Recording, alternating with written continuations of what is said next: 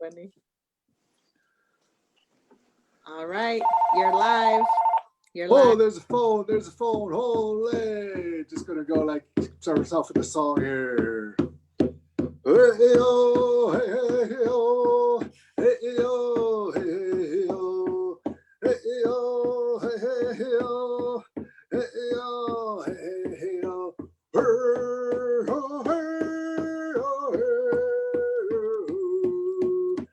Hey, oh, hey, hey, hey, oh. Yeah, yeah, yeah. Oh. All right, everybody. Can you hear me okay? Yeah, cool. Hey, my name is Gene Tagaban. This is the Native Wellness uh, Power Hour, and we're on week 36, around week 36, program 215, something around there. This program here is being sponsored by Nike and Seven. And so, hang on a second. My dog's like wanting to heard the drum and now wanting to jump in my lap. So, okay, this isn't, we're not singing right now. We're not singing right now, okay? Go lay down.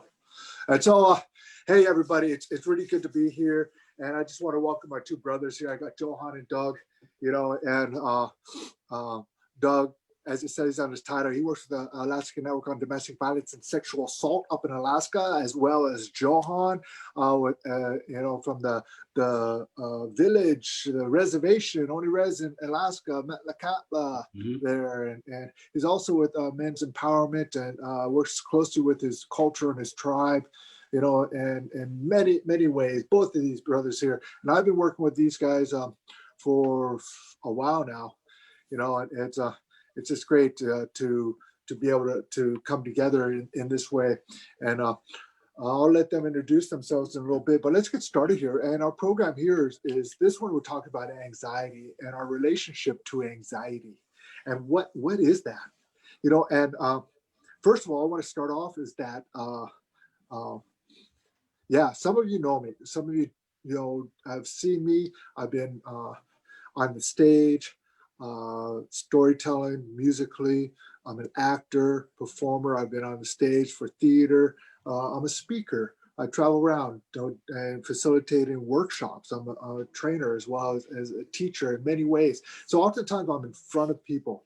And one of the scariest things that you could find is that they have this list of scariest things, spiritual things, is public speaking. Public speaking. Next to death, loss of a job, a divorce, loss of a house, or loss of a loved one, and all these aspects that cause anxiety and stress. And here I'm like, my job is right at the top of those.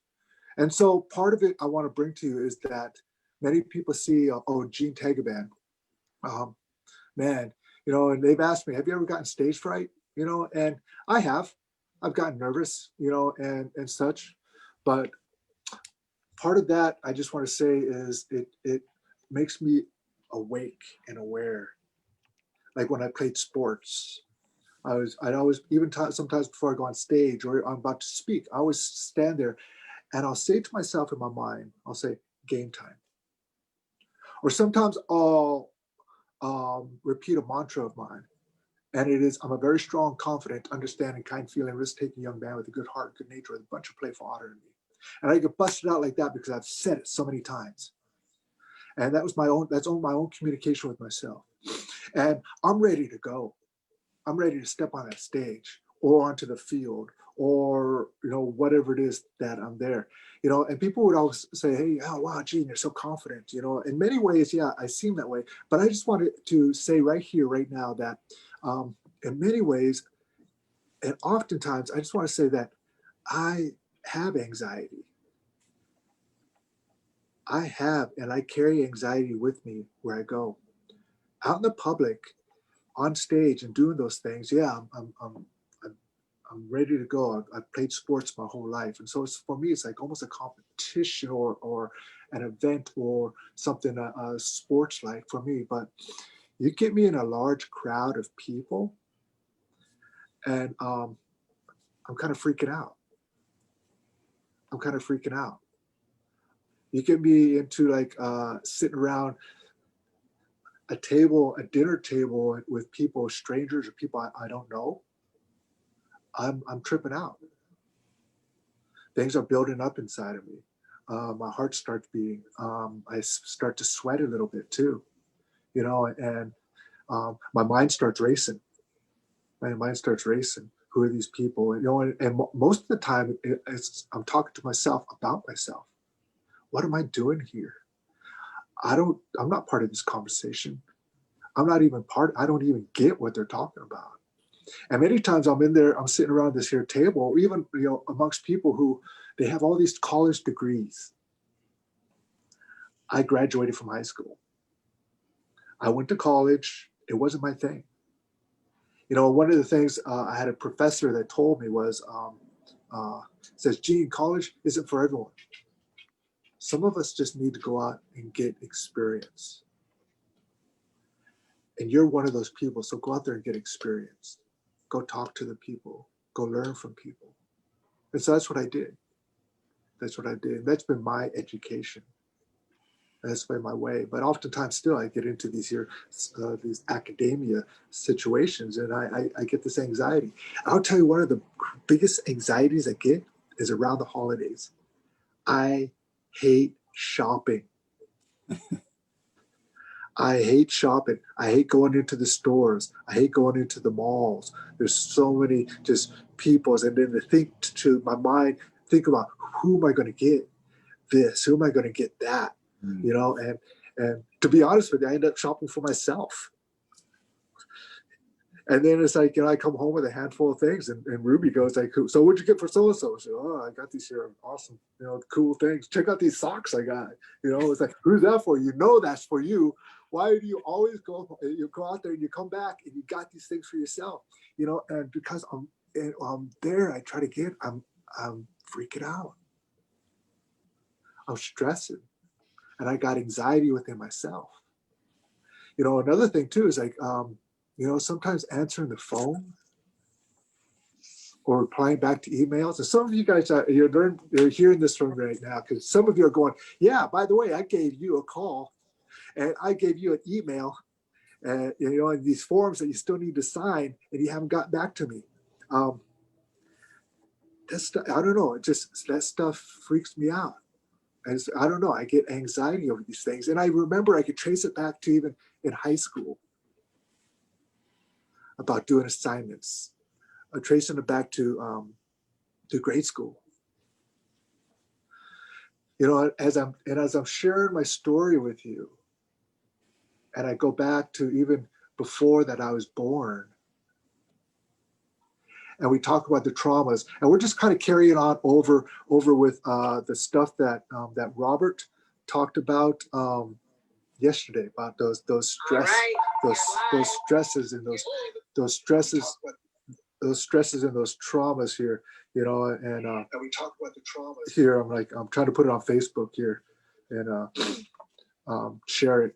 So, but we talk about those stresses and those traumas, and I'll just kind of carry over from what Robert talked about, but before I was even born, my people, I'm part Cherokee, half Cherokee, and my people survived the Trail of Tears, but the trauma that they went through, carried over to me. And then the trauma that I went through in the womb with my mother. Because when she was pregnant with me, about 6 months pregnant with me, there's a fire in the apartment building in Chicago. And she actually had to jump out the second story floor. They tied sheets together and they threw them out the window. And my mom was crawling down on these sheets and this fire's blazing above. And halfway down, she freaks out. But I could just only imagine all that fear and all those hormones like cortisol just pumping into me, and all the past remembrance, all the past stuff that came in, flooded into me from my mom. And then when I went, and then she slid down and she fell down, and they caught her, and then when I was born early, and in my youth I was sick. When I say I was sick, I was in the hospital a lot with pneumonia. My immune system was shot, and you name it. I had the flus, the mumps, every illness you had, that was out there. I had it. and my legs were kind of weak because I had to wear braces when I was a kid. And so I was like Forrest Gump, man. I was like Forrest Gump. And, they got those braces off, but as I was growing, I had those deep pains because they tried to straighten out my legs, and as I was growing, I still had those pains. And so in many ways, my parents protected me. They didn't want me to get involved with sports or anything like that because of, they didn't want me to get hurt. They were always protecting me, watching over me, because I was always sick and ill. And so there's fears that's created from that. I was in a hospital a lot. I know hospitals really well, actually. And my mom's a nurse. And then to top it off, when I was in fourth grade, I was in a serious accident where a wall fell on top of me and crushed me, shattered my jaw. I got this big scar underneath my chin, broke out my top teeth, and had a head injury. And I was in the hospital with that. And then the same year I get out of the hospital, and 2 weeks later I'm celebrated. They're giving me a celebration because I'm going back to school because I was gone for a while. And so I'm reaching up for a balloon, and as I'm reaching up for a balloon, a classmate is with his pencil reaches to pop the balloon, stabs me in the hand with his pencil. The lead breaks off, and he had strep throat at the time. I got strep infection in my hand. So I was back in the hospital, heating pads around my arm. The doctors and the nurses came in just freaking out. They were in tears because they thought I was back in, and I lost my arm because they couldn't see my arm. So I'm back in the hospital for a couple more weeks. So my fourth grade year was pretty traumatic. As a result, I had to learn how to speak. I had to take speech classes. Teachers wouldn't call on me when I was growing up. And so it's like, and I'm saying all these things is because as I grew up, I started to grow with these beliefs and anxieties, stresses, things that bother me. And to this day, when I go to a supermarket or store, how many of you out there who's listening right now, you go to a store and then you look for all the exits? That's me. How many of you go to the store and you're kind of going around and you kind of profile people? I've come to learn that that everyone's a story. We're all storytelling. And I start profiling people. And how many of you go to a store or so and you know exactly where each member of your family is at? That's me. And what that is, that's just like what anxiety is. It's it's the belief that something might happen into the future that hasn't happened yet, but also it's your brain, how your brain is working. Just like our intestines digest food, our heart pumps our blood, our lungs, our air, our livers, our filters, along with our kidneys. All our systems have a function inside of us, as well as our brains. The front cortex of our brain is the logical thinking part of it. But there's this part that's deep inside, I believe it's the amygdala, that's inside. This little part that's like a walnut inside of there. But that's like your survival, fight or flight, that develops in there. And what happens is that when things happen and you build up these stresses and life experiences, sometimes it's PTSD, stresses, traumas, that fight or flight, a walnut that's inside of your head gets triggered, man. And that reacts faster than your logical part that can think. And so your system starts acting and reacting because your system's working perfectly. Your system is actually working. Your system is actually working to protect you, to watch after you, and to keep you healthy. And all this, I'm talking about anxiety, and my anxiety is different than everybody else's. My anxiety is my anxiety. You know, I brought my two other brothers here on here to I wanted to get their perspective on this as well. You know, and I brought them on not only that because we work together, but I trust them. I trust these guys. We've had some serious, chats and talks, and we talk about men's issues and such, and not oftentimes do we talk about the anxiety that we carry, and we express it through like physical stuff or anger or silence. We just close up, because we don't want to express our anxiety or our fears, our negative fears. And so so many things that have come up for me, and I'll talk later on about like what we can do or what I do, some of my techniques, what I do about it. So as I'm talking about these brothers, I mean, can you relate to some of the stuff that I'm talking about? Oh, heck yeah. All of it. All of it, for sure. One thing that just came up when you're talking about your mom, I was thinking about my mom and her anxiety and how like I've had to battle that inside of me my whole life. Like I can feel her emotions because she's like anxious and running around and never focused on one thing. And it's taken me like a lifetime to be able to like be still, because she's not a still person. I know that was like all programmed inside of me. So yeah, I can relate to all of it, but man, when it comes to the mom, that's a big deal. Yeah, and absolutely. And you bring up a really great point that I could also, that hits home with me, Doug, is having a close family member that is experiencing the anxiety, and always on the go, because all that energy is felt and all that energy is absorbed in the circle, so it's so we have to do what we can to be able to identify it. And then once you identify it, find out what works for you to overcome it, because everybody can overcome anxiety. Everybody can overcome, the trauma or whatever it may be, that strength that you all have in you, that's that will never go away, and it's always with us. Yeah, and I want to say too is that to the listeners out there that I acknowledge your anxiety because it's real. I acknowledge your fears because it's real, and even and it affects our mental thinking, our mental health, and it's real. It's real. Part of the things that I've had to do is like how do I manage that? Because if I start getting too stressed or my anxiety levels start rising, I get sick. And this, again, I've had to learn from when I was a youth or a young one to take care of my immune system.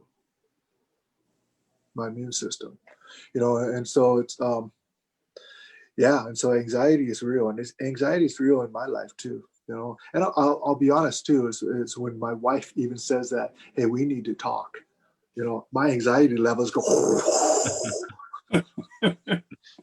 and all she might want to say is like, hey, what do you want for dinner tonight? Or we need to talk.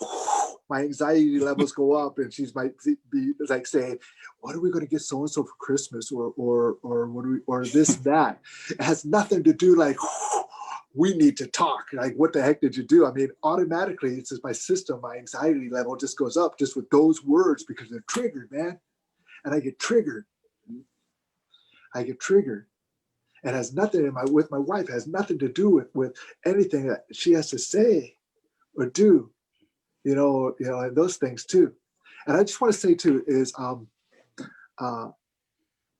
did part of it, I got into this work with the Alaska Network on Domestic Violence and Sexual Assault, but also advocacy for women, and such, is a while back I was in a relationship with an individual. She was a survivor of abuse, violence, hurt, and harm. And there were times that she would just go off. I didn't know why. As somebody who cared for her, I tried to fix it and stuff, and I actually called the hotlines for, and I had conversations with them. They said, and say, I need help here. I'm in a relationship with somebody and they are a survivor of abuse. you know, what do I do? I'm their partner. And they said, nobody, their partners never call. Partners never call. You know, and just with that too, is just that sometimes if you're in a relationship with somebody who has anxiety or stress or those worries, you know, how can we support them? How can we love them? You know, and sometimes it's just letting them take a nap, letting them sleep. You know, just cleaning the house, cleaning, you know, doing certain things around the house that lessens their anxiety. Myself, you know, I got to take care of the dogs over here, you know, to help out my wife. She doesn't want me to do the laundry, which is a plus. She knows I'll just throw everything in and stuff like that. She goes, "Don't do the laundry," and in not doing the laundry is helping her because she asked me not to do it.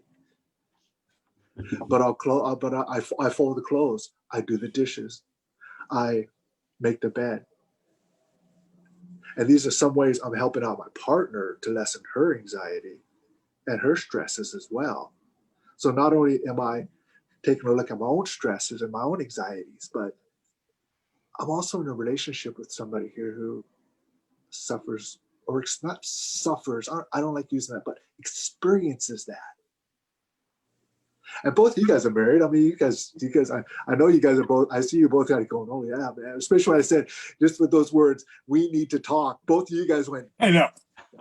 It's like right here in the gut, man. It's like a gut punch. You're like, oh, uh-oh. Oh my gosh. Yeah. And so it's like, how do you support your wives? Pretty much the same thing as you. You know, my wife is she's like the main breadwinner of our family. So I take care of all the other stuff. She also would not let me do her laundry. She'll let me do my laundry and the boys, but not her own, because she knows I'll screw it up. But I do try to make our environment as safe and comfortable as possible. So when she comes home from work, it's like, you know, the stress can just kind of start to leave, instead of like, oh no, I got to do this and that so much. And just being an ear, you know, even this morning, she had to talk about stress stuff happening at her work, and I just listen, you know, and I try not to try to solve it right away, because that's of course how my brain works. I'm like, we need to do this and that, but I try not to. I just listen and go, man, yeah, that's intense, or that sounds hard, and yeah, and, you know, just question her about it so she can work it out, and not, you know, she doesn't need me, you know, trying to put my mansplaining into it or whatever. So anyway, I just try to love and support. Yeah, and I just have to inject on the whole laundry thing. Same thing with my house, and I think all the men watching this can relate, you know, because when I was told separating your clothes, isn't it darks on top, lights on bottom? You know, so that's the whole reason why men don't get involved with the laundry.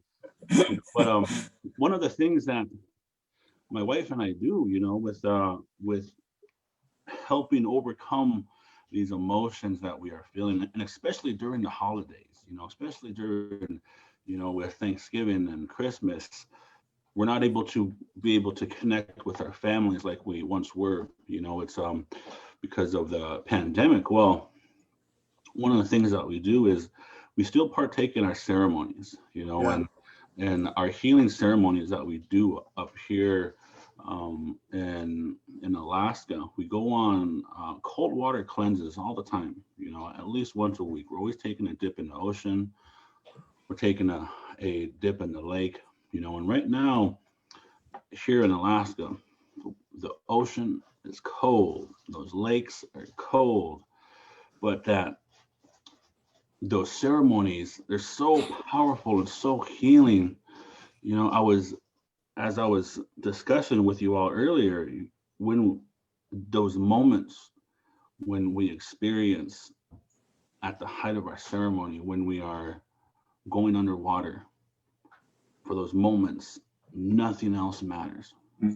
The anxiety that we have, or the fear, or whatever emotions that we have in the past or the future. None of that matters, because you're in that moment when you're in the ceremonies. And it's just so healing. And there's been scientific evidence that I've read that came out that cold water cleanses they were able to do research and see how that is able to help overcome depression and anxiety. And when I first read it, my first thoughts were, it's so great to see modern science finally catch up to our indigenous ceremonies, because this is something that we've always been doing, and so those, and we all could partake in our ceremonies, no matter what part of the world we're in, whether you're in a city, whether you're in a town, or from where I am in a village. There are many things that we could do to be able to help us get in that moment. Sometimes we have to be reminded, to be able to get in those moments and hear what works for other people, to know what works for us. One of the things that I always share is when you are doing a deep breathing exercise, try to figure out what part of your body is the last part of your body to relax.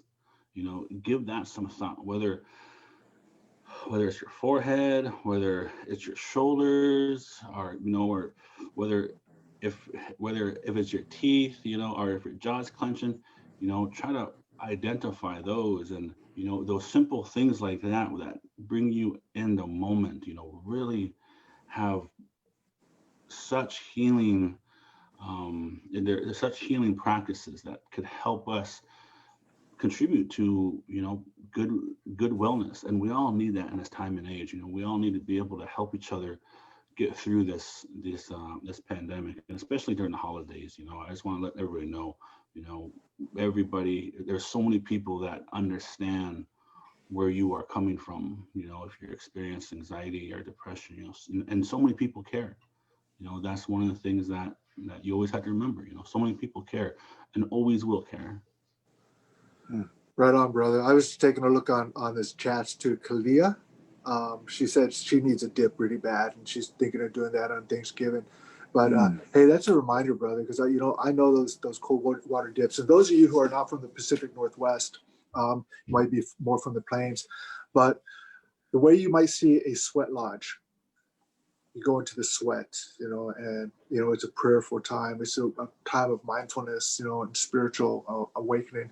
The people of the Pacific Northwest, Alaska, and such, we use the water in the same way, cold water, but we use it to pray. It's a mindful spiritual experience, and going into that water in that way. You could go for 4 rounds, certain rounds. You offer food, you have a fire, and have songs, or whatever's going on. But I just want to say, but that's a reminder for me, Johan, that I know I need to do that as well, because sometimes even my body, it just starts feeling these aches, And the thing is, my mind is saying, I know I need to do it. I need to do these things, and I don't do it. I saw another text or a chat on here. Somebody was talking about how we sabotage ourselves. And that high stress, that high anxiety can sabotage ourselves to a point that we know we need to do it. We have to get it. Let's get out there right now. And if we don't do it right now, then we do nothing. And we sit there and watch TV. Mm-hmm. Or we just start feeling sorry for ourselves, or whatever it is. And I know I need to get out there in that water. I know every single time it helps me. And that's one thing too about our native ceremonies, indigenous tribal ceremonies too. Because I'm saying that because many of our people of other heritages, the Scot, Irish, Asian, everyone, we all have our ceremonies, and they all come from the land. And anything that's from the land, from the earth, there's universal truths in there. But that's a whole nother workshop or talk that we can talk about. But the thing with our native ceremonies and why they're so effective is because we're accessing our whole system. We're accessing our visual parts, our hearing, our feeling, our smell, our tastes, and even reaching back into our unconscious parts, those little voices. Like each and every one of you, you're talking to that little voice. That little voice is talking to you right now. Yeah, the little voice that said, "What little voice?" And everyone said, "How do you know I have a little voice?" Because each of us had that little voice that's talking to ourselves right now. And sometimes it's those whispers. I heard Robert talk about yesterday about those whispers and those little voices. And sometimes those are those ancestral voices. And that's what ceremony, you tap into that. And it also taps into that meditation aspect as well of our native ceremonies, our native ways. I mean, even just with the point of this drum right here, you know, of tapping into that. And like, just like you said, Johan, but it brings you into the moment. Because what anxiety is, you know, you're already, it's perceived dangers, perceived harm into the future. You know, and so it's like, you know, I saw another one on the chat here. They said they bead, because part of it too is the beading and the weaving and the preparation of food. You could think about other things, but you better be aware of what you're doing in the moment too. And oftentimes too, we're taught that when we're doing these activities, I was taught, you think good thoughts, because that goes into the food, that goes into the artwork. You know, and if you're not thinking good thoughts, I remember my grandma was just saying, "Oh, you get out of here now until you're all mad. When you feel better, you'll come back in here. I'll have you some potatoes or something. But if you're all grumpy, you go outside, go run around." You know, because she knew that goes into the food. You know, and the preparation of food in itself is a ceremony. So how is it that we can incorporate those, if we experience anxiety and stress, as ceremonial aspect into our lives? Even the very act of just sitting in the morning for me, of just enjoying my coffee in a mindful way, almost a ceremonial way. You know, and just taking that moment for myself, because when I'm drinking my coffee, I'm breathing, I'm sitting, I'm relaxed, I'm reflecting on the day.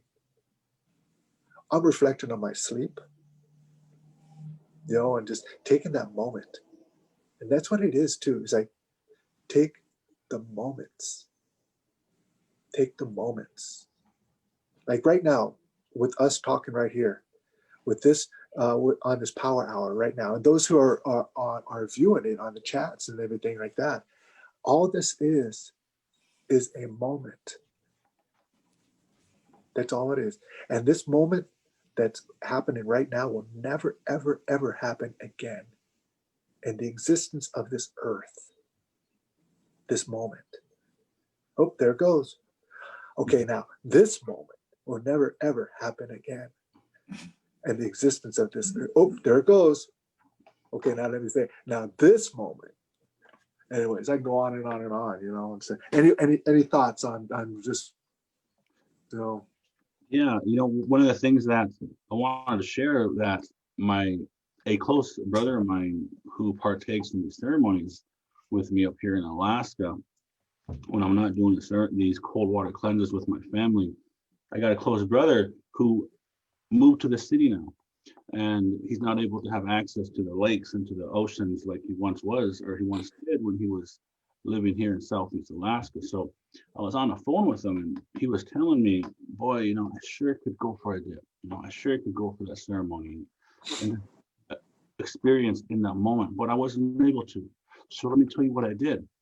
He was explaining how when he was in the shower, he turned it on cold water, and he tried to stay within the cold water for as long as he could.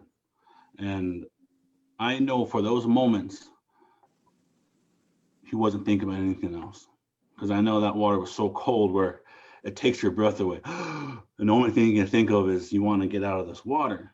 So for those moments, he was able to adapt to a situation, which is what we are really great at, and experience that ceremony and help him get in those moments, in that moment that he needed to get to stop worrying about what's going to come next or whatever is the cause of our anxiety and our strong emotions. And I told him, I was like, that is a really great idea. That's something that if I ever was in that type of situation, that I will be doing that. So thank you for sharing that with me. And that even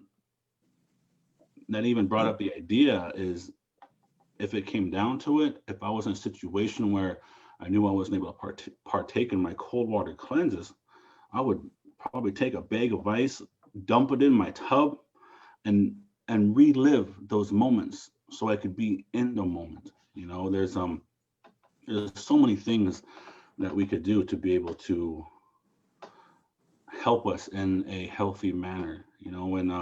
Yeah. When I was saying, when you do your deep breathing exercises, and to really focus on what part of your body is the last part to relax. And this is something that we could do in our homes with our relatives, with our parents, with our nieces and nephews and sons and daughters, is do that exercise at home. Make time for that. And once we help others, and when others see us taking these steps to overcome and to be able to cope with anxiety, then that's what the young people are going to remember. Because when these young people see us and witness on how we deal with anxiety, oh, absolutely, and when they see us taking these steps to overcome them and gain the knowledge and strength to keep our mind healthy, then it's going to keep their mind healthy. So do that. Take that moment, sit down with your family and turn off all the electronics for a few moments and circle up, or maybe have everybody come in the living room and do that deep breathing exercise into the nose, out through the mouth, and with myself, I got to do it at least 5 or 6 times. But it varies with everybody. And that's also what we can do is to know how many breaths it takes you to finally, okay, I feel better now. Sometimes it's only 1, with some people it's 10. Identify those things within yourself. And when you really understand yourself, then you're able to, when you do come up with the solutions and use those solutions, it really helps in understanding who you are and how you are able to cope with those. And so that's something that just having a discussion and that reminder that I'm going to do with my family tonight, is take those moments so we could be in the moment, and especially with Thanksgiving, and I'm not able to go with my family, and my family's not able to come over to my village. There's so many things to worry about, but there's also, we have to remember there's so many things to be grateful for, and there's so many positives that we always have to remind ourselves, and remind others on all the positives and the things that we have to be grateful for, and it is definitely no easy answer and no cure all. We all have to work at it. We all have to contribute in a good way. But those are just small steps and small things that we could do to be able to help us and others overcome these strong emotions and this anxiety that we have in this pandemic. Right on, Johan. I just want to share this here. One of the chats on here, Sister Cookie, she said, I asked myself, I need to fix myself. Then a voice said, not fix, accept myself. I'm not broken. I need healing and acceptance of myself. Anxiety is bad for now, but it will be better with work. Right. I like that. That's so beautiful. And that totally brings me to where I kept thinking about it with ceremony is the aspect of connection. And through ceremony, we're connecting with Mother Earth, connecting with Father Sky, connecting with each other, you know, those people around us. We're strengthening that connection. And then the connection with yourself, as you have been talking about, Johan, and like feeling yourself. And what she just said there is, I was trying to do this, or I always try to do this, is I connect to those other parts of myself that have the answer. The parts of myself that aren't in the anxiety, that are like feeling solid. And those are the parts I want to bring down in to give me that guidance. And it sounds like that's exactly what she did. You know, exactly, that connecting with self, you know, like you say, with breath. You know, so again, I'm gonna share a little bit, so some of the viewers out there, and we can do this right now, is just say, take that deep breath, you know, just, you know, plant yourself, your feet on the floor, just take that deep breath and just release it. And what it is, so we're filling up our lungs, our chest cavity, and we're expanding. And I was taught that our breath is even our self-massage. Our self-massage.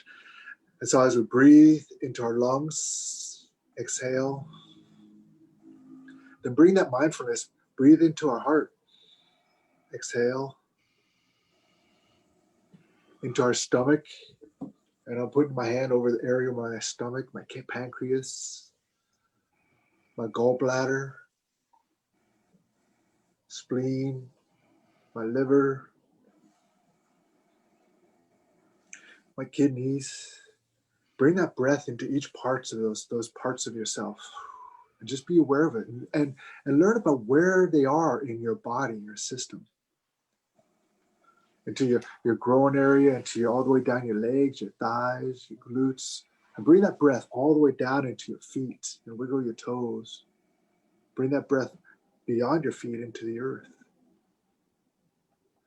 And as you breathe in, you bring it in, and you bring that breath from above and down into the top of your head, into your brain, your eyes, your nasal passages, and see what happens if you have like allergies and stuff like that. And bring your breath into your nasal passages and see what happens. And see what happens. And mostly your whole nervous system. Bring that breath into your nervous system. And that's just a simple awareness exercise of breath that we can do. You know, and so it's like one of the things I like to do is work out. I'm a bike rider, as you guys know. And what I like about riding my bike is, you know, the exercise. First of all, that's another way, exercise. Mm-hmm. Movement, just walking, just moving, you know, and my wife will get on me. Oh yeah, you want to move a little bit? Oh yeah, go out there and clean up the garage. You have to move a little bit there, you know. And so, but it's true. When I'm out there doing things out in the yard stuff, I'm still moving. I'm getting air. I'm getting fresh air, you know. And it's hard to be anxious when, you know, I have that anxiety when I'm doing that, you know. But my exercise with my bike, it keeps me in the moment as well. Because if I'm not in the moment, I could hurt myself, I could wreck. But I'm working on my breath as well. Those deep breaths. I'm feeling my heart. I'm riding my bike with mindfulness oftentimes too. You know, and so those are just a couple of the other things, you know, and I have somebody out here dancing. Oh yeah, our native dance, man. Oh yeah. I missed that. How many out there are you? You missed the dance, you missed the ceremonies, the celebrations, the powwows. Yeah. Just get out there and dance, move on your own, you know, and those things. And so go for it. Thing. So I just want to acknowledge and well, one, just give my love to all those people that are going through anxiety. Mm-hmm. I just had yesterday, I had an anxiety thing happen to me, And as usual, what I try to do is like run from it, right? Like that's my technique. Like, oh, I'm gonna watch something. Oh, I'm gonna make another cup of coffee. I don't want to think about this. I don't want to feel this. And we're all talking about feeling your body, but man, it can be hard when you're feeling weird and bad and like anxious in your body. It's like the last place we want to be. But I'm like, man, I gotta walk my talk, man. I've been talking about like how you gotta sit with it, you gotta be uncomfortable and sit with it. So I'm like, well, sitting for me means like I took a walk because I and it's like blowing and raining and then I was just like, okay, I'm not doing this to escape though. And I just started feeling, I just fully went into the feeling, you know, of what I was feeling inside. And it was all stuck up like this energy. And I was like angry and anxious and the whole thing. But the more I didn't try to run from it and I just like felt it. And I just kept walking and felt it and breathed and felt it. And then, man, it was just so cool. Like, I didn't have to figure out, like, rationalize with my brain, where did this come from? Like, why do I have this? Doesn't matter. None of that matters. It's energy, you know, and that energy's just gotta move. And the more I sat with it, the more it just started moving. By the end of it, I was feeling freaking great. And I know if I sat home and tried to ignore it and tried to like look at a whatever YouTube video, it would have just been there. And I don't know what I would have done, but anyway, I just wanted to put that out there because it's so real and it is hard to sit with sometimes. It is. And I tell you that every day, it's hard to sit sometimes with yourself and how you're feeling. Yeah. Both of you all make really great points about, and that leads me to say that to take care of our health, you know, that contributes so much into how our brain functions, you know, and how we deal with these emotions, you know. Like one of the things that I'm known for here in my village is, you know, is water. You know, drink lots of water every day. I tell all my friends and families, drink your water.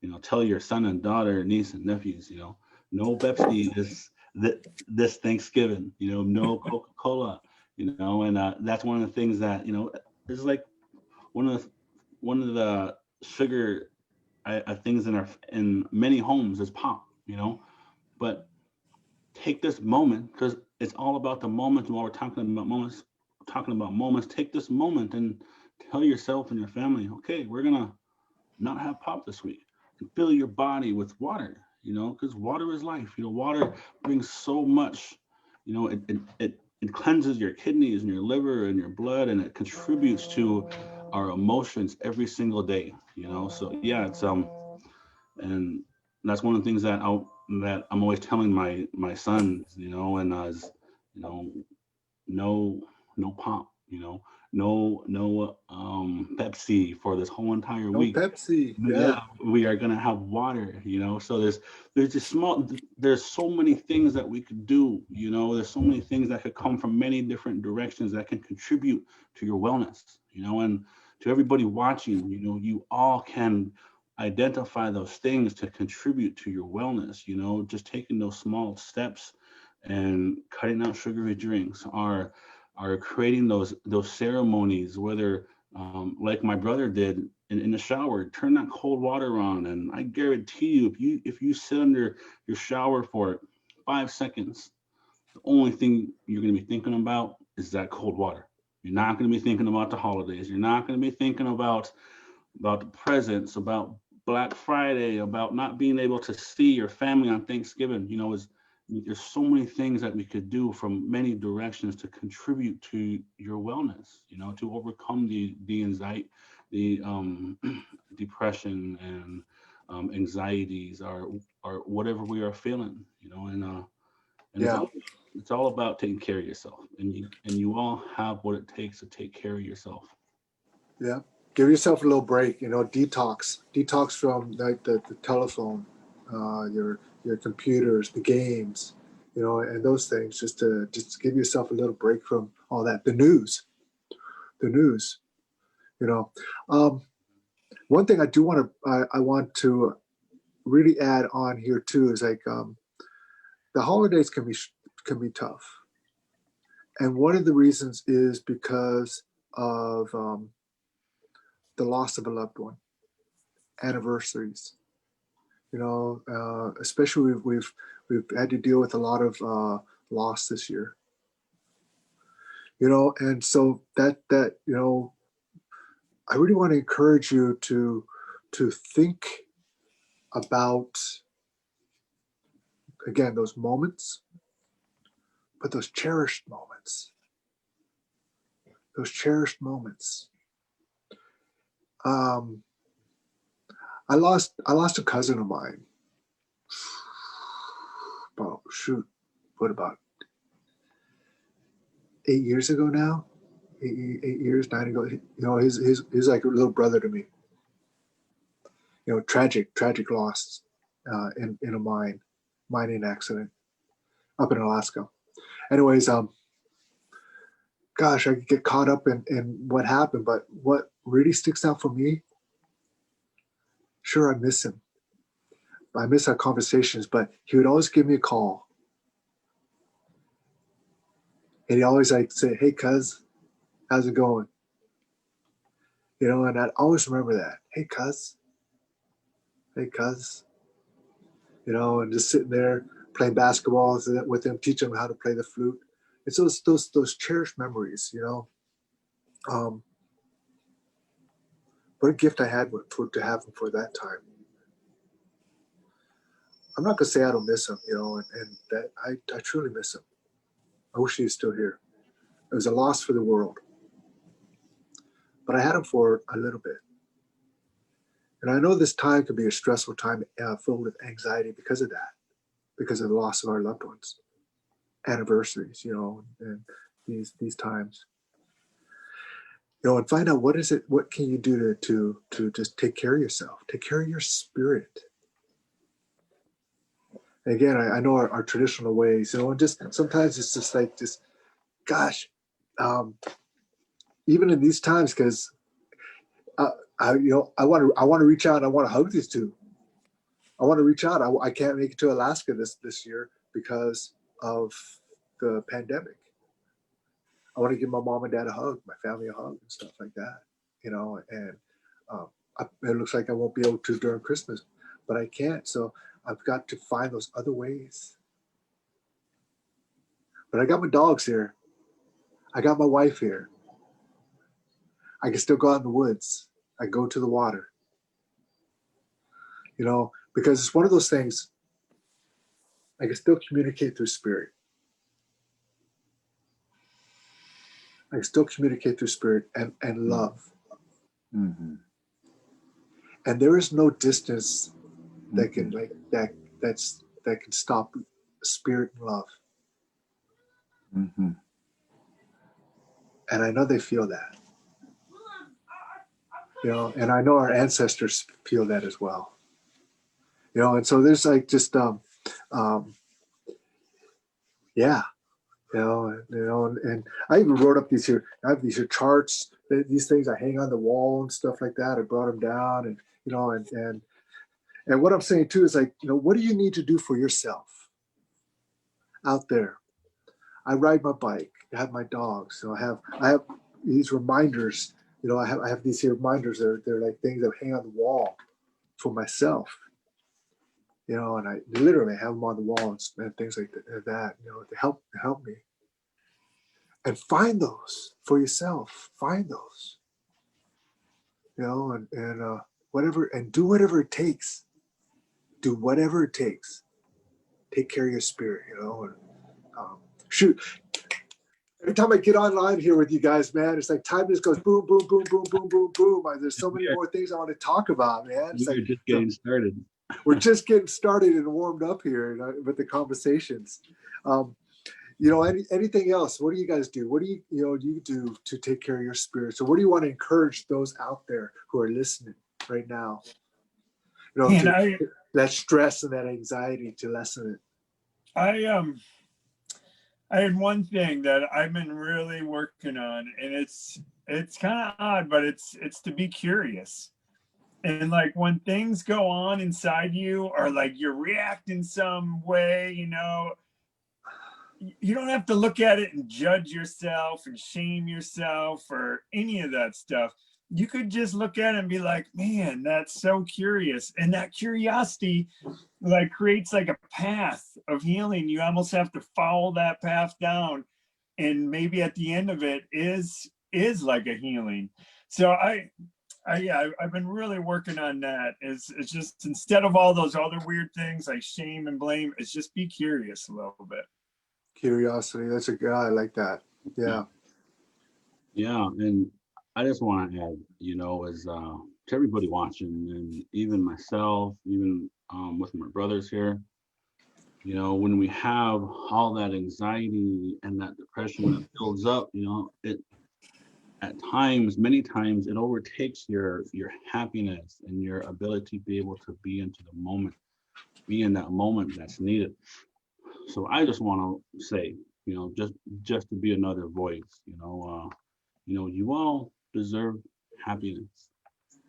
Bottom line, you all do. And I'm gonna say that 3 times. In fact, I'm gonna ask my brothers, Gene, Doug, say that with me 3 times.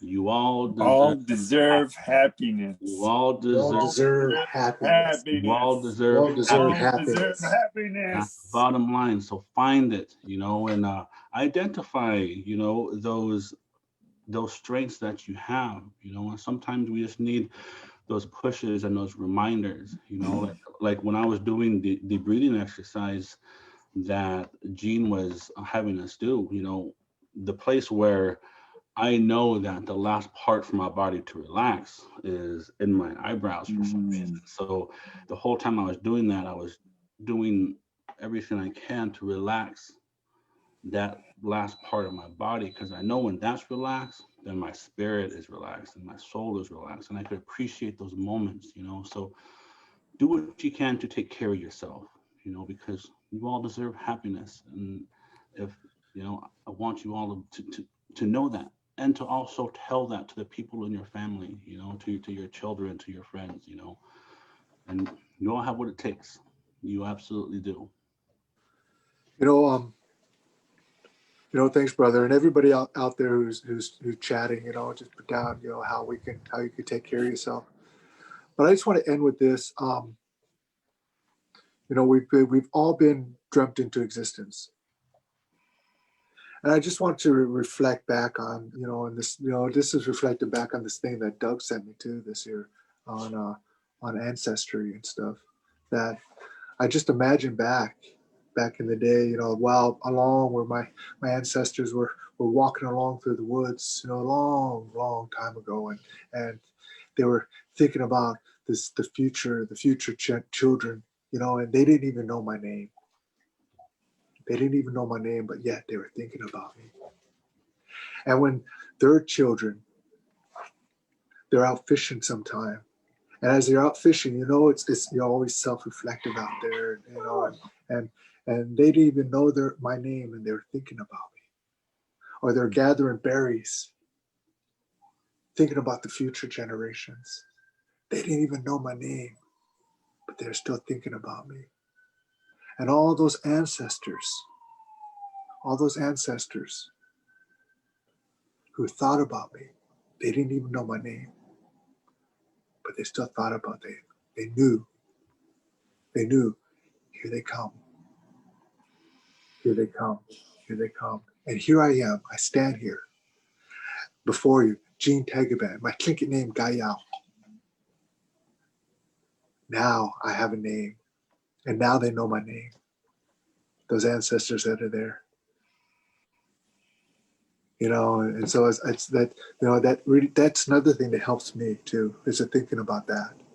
And that brings peace to me. That brings peace, and it brings, you know, a sense of serenity and connection to me. Just thinking about those, you know. And hey, you guys, you know, I know I asked you guys last minute to come on. I mean, totally last minute, because I was going to like sit in here and like chat by myself and do all this stuff. But I was going, hey, you know what? I want to bring my brothers in here, you know, and talk about how we can know our relationship to anxiety, because we all have that relationship, and it is how are we going to form that relationship and form a healthy relationship with it, because we all have it. We all experience it, one form or another. Yep. Yeah. Hey, brothers, it's already 1 o'clock. I just want to keep going. Thanks for combing your hair and shaving, Johan. Yeah, I know. Yeah. And so I look forward to coming on Native for the power hours because it motivates me to shave. I was going for the no shave November, and I was like, yeah, I can't do that for the power. I know. Look at me, man. Yeah.